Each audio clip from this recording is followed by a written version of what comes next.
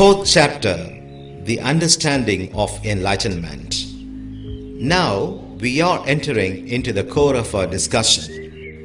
It is as simple as one can see the sunlight. The only thing which we have to be careful is that we must be ready even to accept an ordinary thing to be a great one if it really deserves.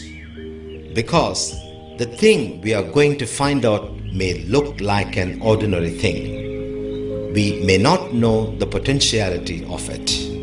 In the previous chapter, we were discussing the conflict between the conscious mind and the subconscious mind and about the various ways of controlling the conflict. We have seen that the religious and spiritual practices are of much help for bringing order between the conscious mind and the subconscious mind. We have also seen that such practices give us false hope that we can get total perfection through the practices. Now we are proceeding towards the next aspect, which is the way of understanding. What is understanding? What is the nature of its function? Let us once again consider the nature of conflict between the conscious mind and the subconscious mind. The conscious mind has a theory of perfection. It wants to behave like a gentleman without having any bad qualities. But since the subconscious mind do not have any such theory of perfection, it functions in accordance with its own nature. Its nature may be crude, violent, or adamant, along with some other good qualities. The subconscious mind does not act directly. It acts through the conscious mind. It makes the conscious mind violent or crude against the willingness of the conscious mind itself.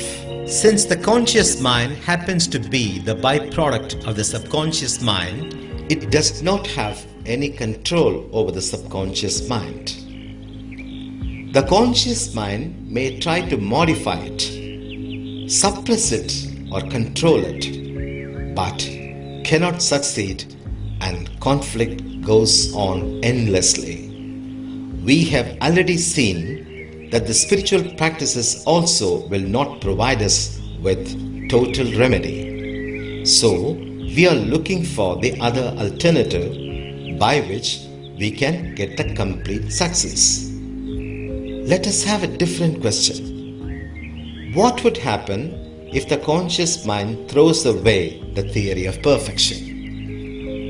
What would happen if the conscious mind does not have any such theory? Let us think it for a moment.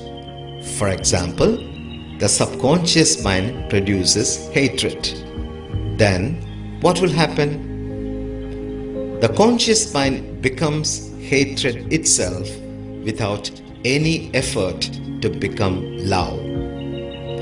When the subconscious mind produces anger, the conscious mind becomes anger itself without any effort to pacify it.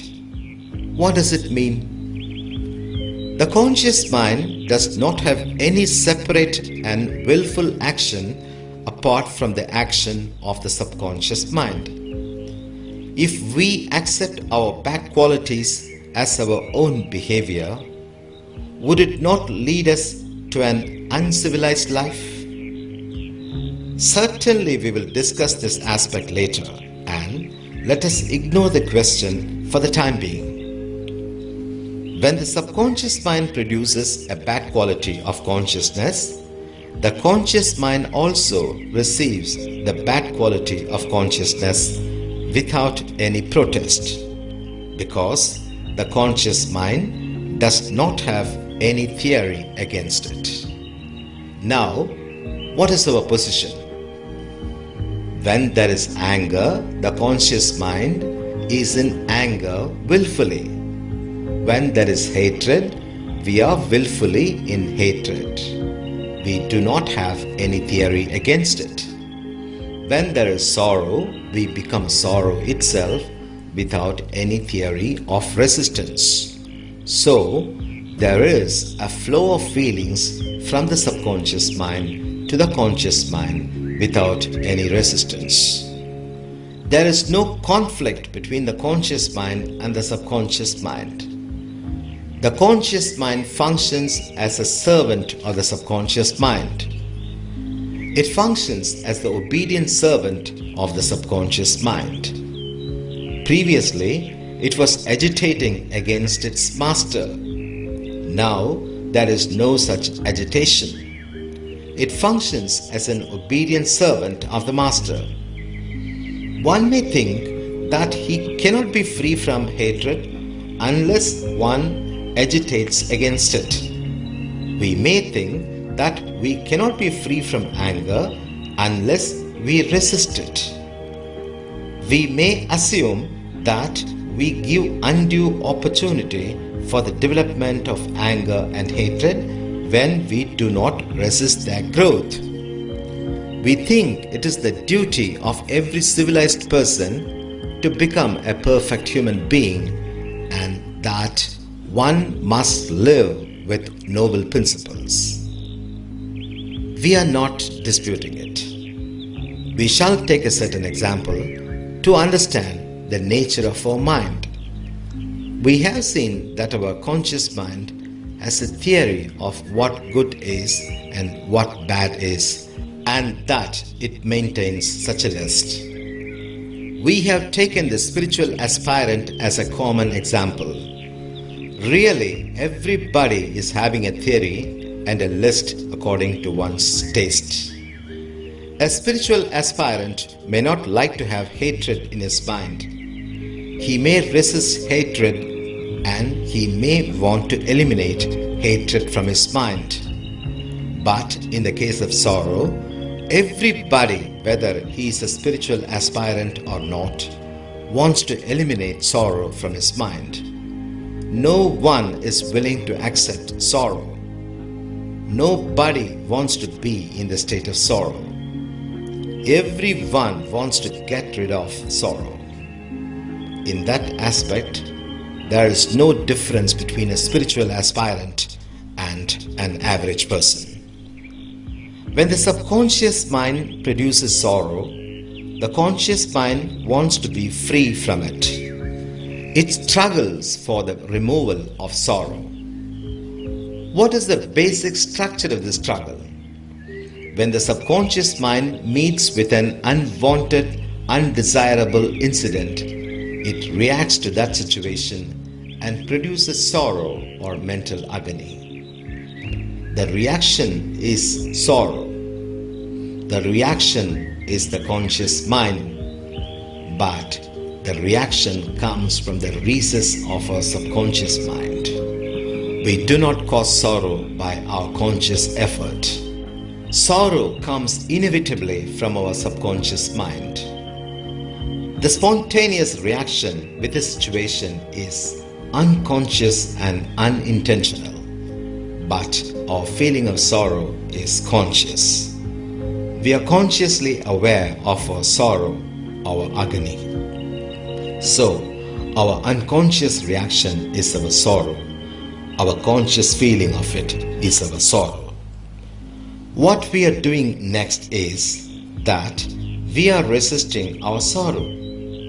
The resistance to sorrow is a reaction to reaction. It is a conscious reaction against an unconscious reaction. The unconscious reaction is our sorrow, and our conscious reaction is our resistance. The spiritual aspirant reacts with a theory, and so he fights against anger. He has a theory that he must be free from anger. In the same way, an ordinary layman also fights against his feeling of sorrow.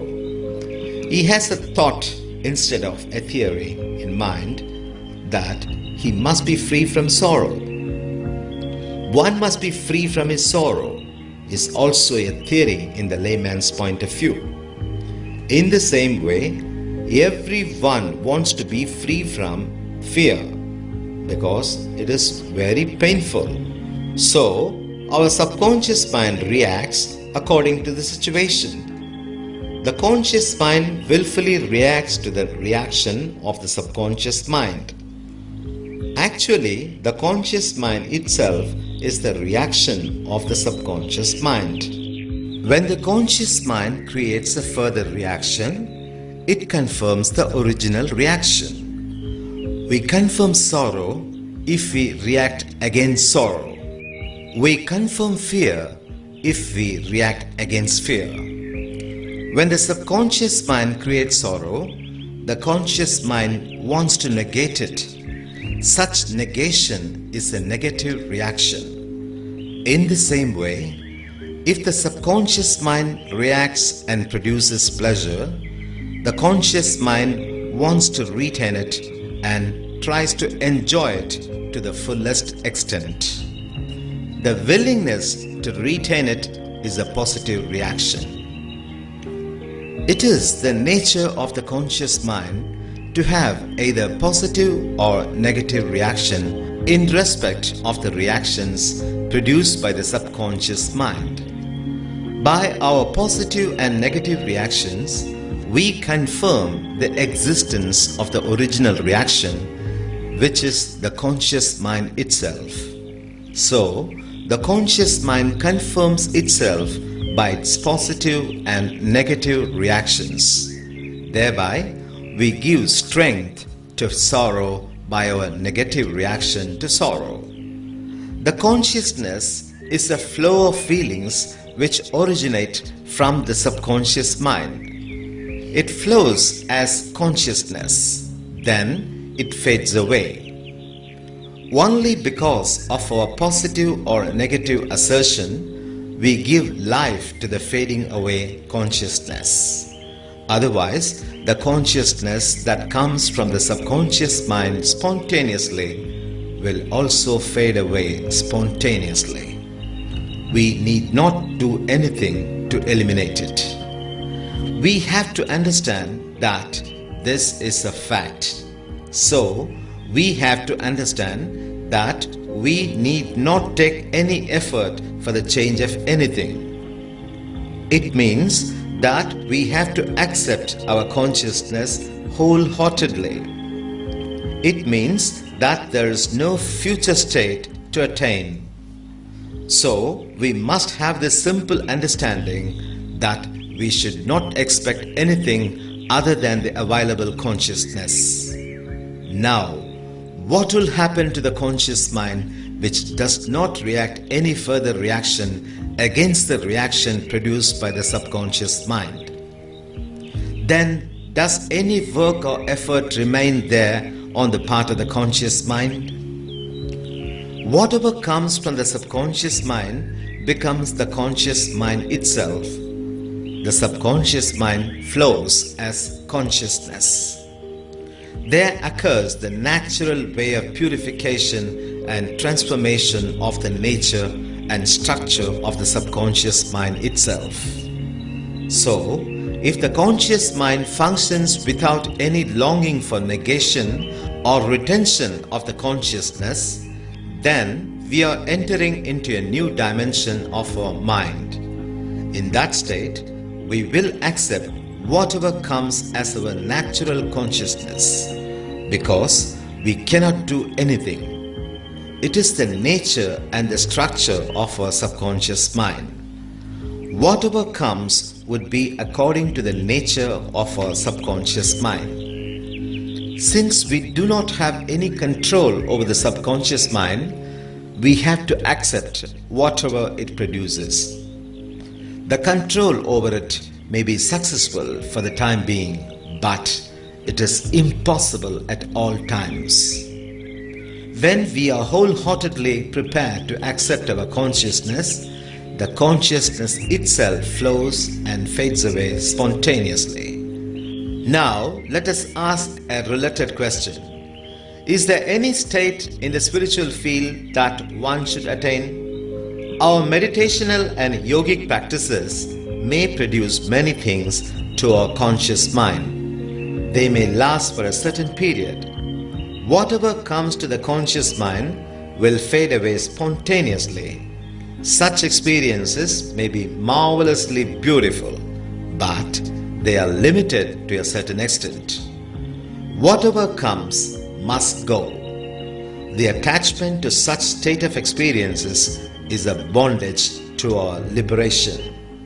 So, whenever conscious mind accepts everything and allows everything to flow, it steps into liberation. Liberation means liberation from effort, liberation from future, and liberation from struggle.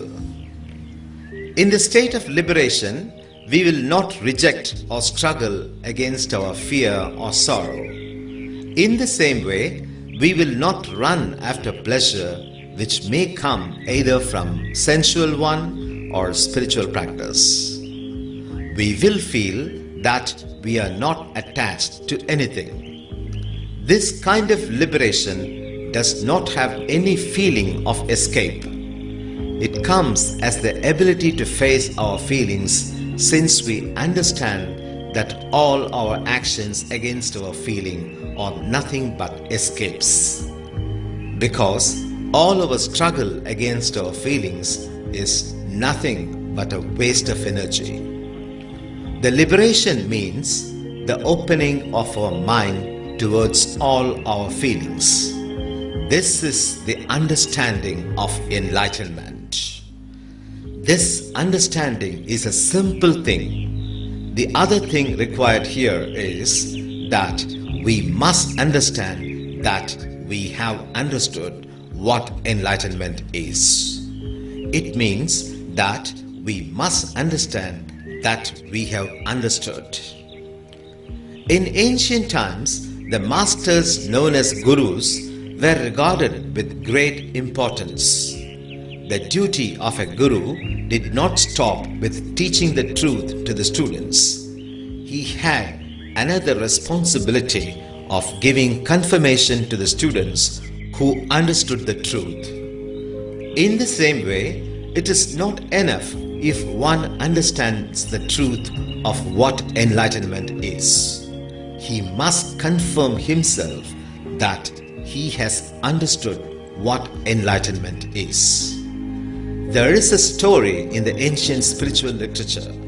In that one was going to a mountain in search of a precious diamond known as Chintamani. He was told that finding such a diamond was very difficult and that it might take many years.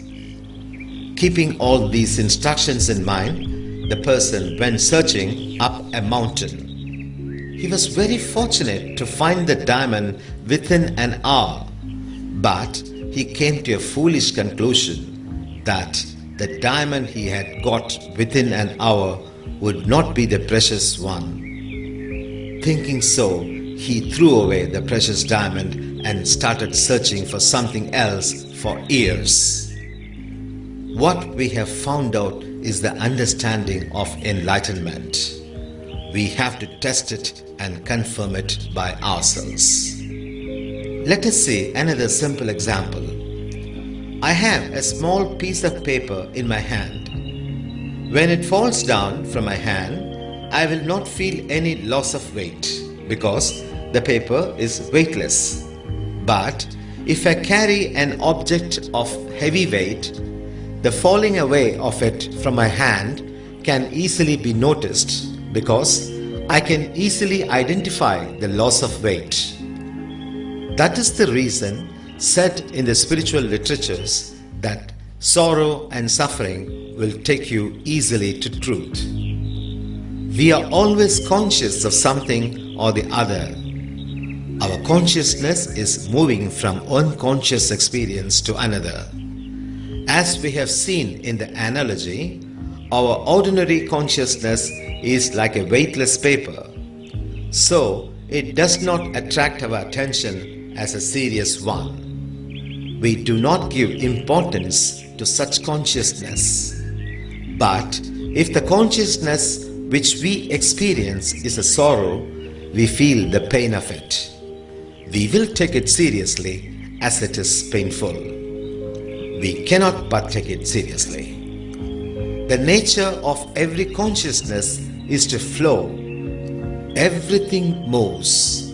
Our thoughts are moving, our feelings are moving, our consciousness is also moving. If we approach it positively to retain it or negatively to remove it, we make it to take a vicious circle around itself. Otherwise, whatever be the consciousness, it will flow away and disappear. It comes, it flows, and it fades away as it comes. But when we approach it through our likes and dislikes, the regular flow of the consciousness is disturbed.